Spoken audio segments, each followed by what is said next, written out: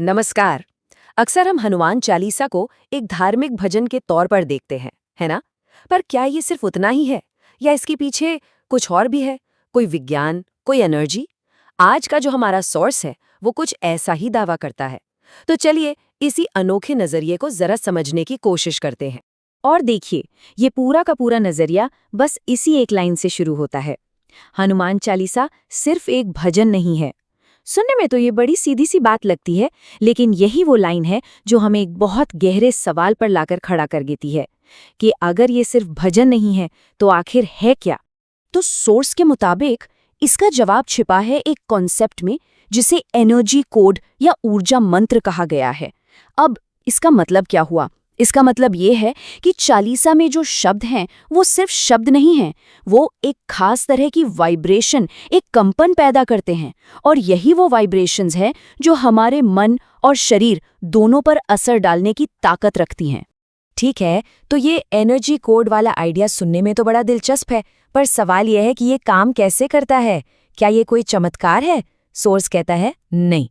इसकी जड़ें किसी चमत्कार में नहीं बल्कि सीधे सीधे ध्वनि के विज्ञान में है, मतलब साइंस ऑफ साउंड में।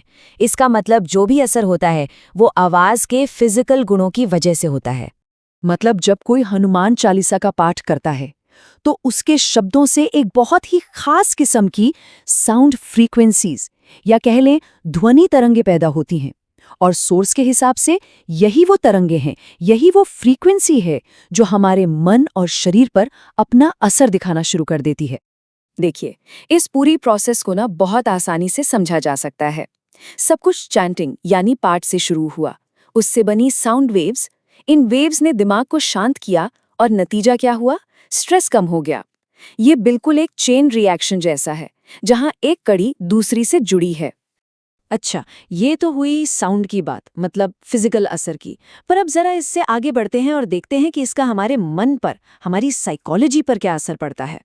सोर्स बताता है कि जो लोग इसे नियमित रूप से पढ़ते हैं उन्हें कई मेंटल बेनिफिट्स होते हैं। जैसे मन में पॉजिटिव विचार आने लगते हैं, डर और घबराहट की फीलिंग कम हो जाती है, और हाँ, फोकस करने की एबिलिटी भी बढ़ती है।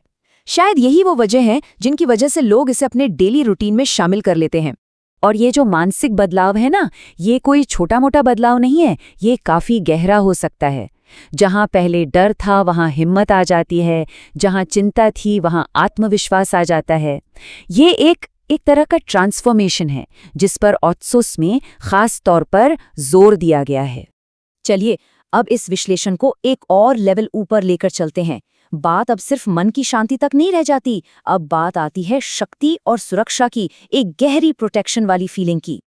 आपने अक्सर सुना होगा, और सोर्स भी इस बात का जिक्र करता है कि हनुमान चालीसा का पाठ करने से एक तरह का सुरक्षा कवच सा बन जाता है, एक ऐसी शील्ड जो नेगेटिव एनर्जी को पास नहीं आने देती।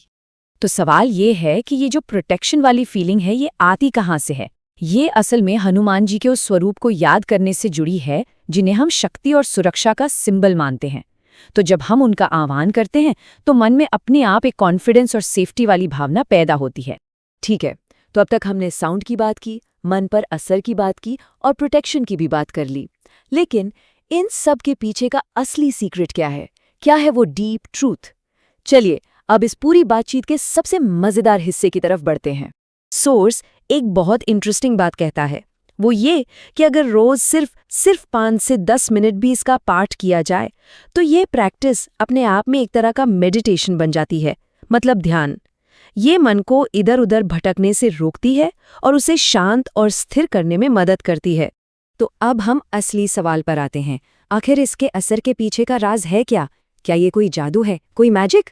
सोर्स कहता है नहीं, ये कोई जादू टोना नहीं है। इसकी असली ताकत किसी एक चीज में नहीं बल्कि 3 अलग अलग चीजों के एक साथ आने से, उनके तालमेल से पैदा होती है। ये कोई एक चमत्कार नहीं बल्कि कई चीजों का मिला जुला असर है। तो वो 3 चीजें क्या हैं? वो 3 पिलर्स। पहला है विश्वास, मतलब जो पाठ कर रहा है उसकी अपनी आस्था, उसका इरादा। दूसरा है ध्वनि, यानी वो वाइब्रेशनल फ्रीक्वेंसी जो शब्दों से बन रही है। और तीसरा है ध्यान, मतलब वो फोकस्ड बार बार की जाने वाली प्रैक्टिस।